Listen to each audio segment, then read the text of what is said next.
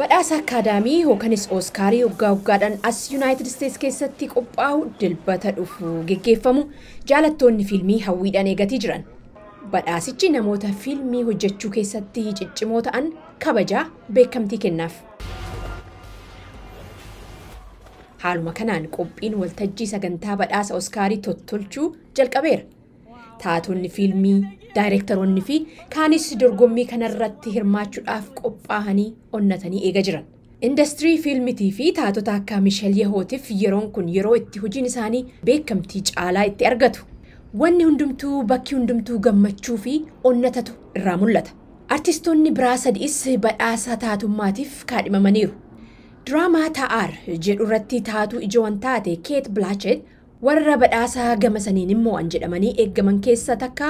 Fiilmiin lamaanuu fiilmiiwwan badhaasa Best Picture jedhamu suuraadhaa fi fiilmii ijaaf hawwatu jalatti kaadhimaman 10 keessa jiran. Anseenaa artistii sirba bifa pop jedhamuun beekamaa ta'ee fi bara 1971 lubbuun isaa darbee Elvis Presley irratti hojjetame fiilmiin Elvis illee badhaasaaf kaadhimameera. Achi keessaa Austin Butler damee taatoo cimaatiin badhaasaaf kaadhimameera. Hollywood dhimma badhaasa Ooskaarii akka waan cimaa tokkootti bakka kennaafan jedhu ogeessota fiilmii badhaasa moo'an baay'ee wajjin gaafiif deebi'an geggeessee fi leenjisaan taatotaa Bernard Hiller. It's very important for the film and can be very important for the actor himself. Sun fiilmiidhaaf baay'ee gaariidha.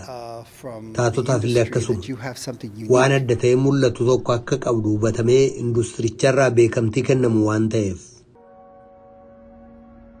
Fiilmi biraa The Whale jedhamu keessatti abbaan talasaa wajjin hariiroo gaarii hin qabnee fi naftisaa akka malee furdatee isa rakkise ta'ee antabatee Brendan Fraseris taatota ijoo badhaasa Ooskaarii dilbata hiftaanii kanaaf kaadhimam keessa jira.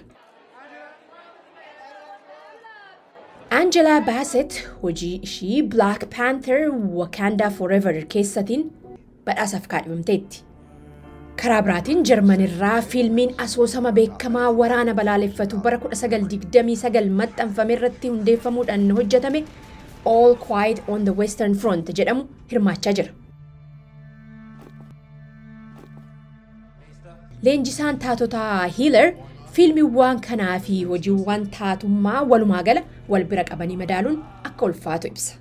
Because some people have dramatic Oscar-winning scenes and some people don't. So it's kind of comparing an apple and an orange. Sababaan isaa yeroo Ooskaarii mo'achuu dhagaan namoonni tokko tokko baay'eedhuma gammachuudhaan wareeru. Kaan immoo akkas hin ta'an. Kanaafuu akkuma appilii burtukaana wal bira qabanii ilaalanii isa kam wayya jechuuti waan isaa. Lamaan waan gaariidha. Tokko isa kaan caalchisuun hin danda'amu. Baay'ee sitti tola. Kanaaf jecha akka dhimma jabaatti ilaaluu dhiisuudha.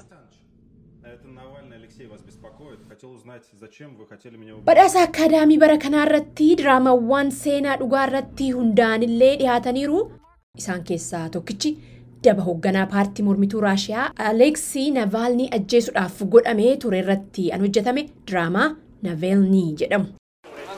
Egaan sagantaan badhaasa Akaadaamii Ooskaariin dhimmoota jajjaboo tokko tokko of keessaa qabaatus kaayyoon qophichaa kaayyoon waltajjii kanaa walumaa gala garuu warra laaluu fi fiilmiiwwan jaalatan deeggaruu harka dhahuu fi iyyanii gammaduu waggaa ta'u akkasumas namoota fiilmiiwwan kanarratti hirmaataniif immoo yeroo kabaja itti argatanii fi yeroo gammachuuti jedha gabaasni Mike O'Sullivan Los Angeles irraa nu qindeesse. Qophiin labataan irraas kanumaa ani Tigist Gammeeti.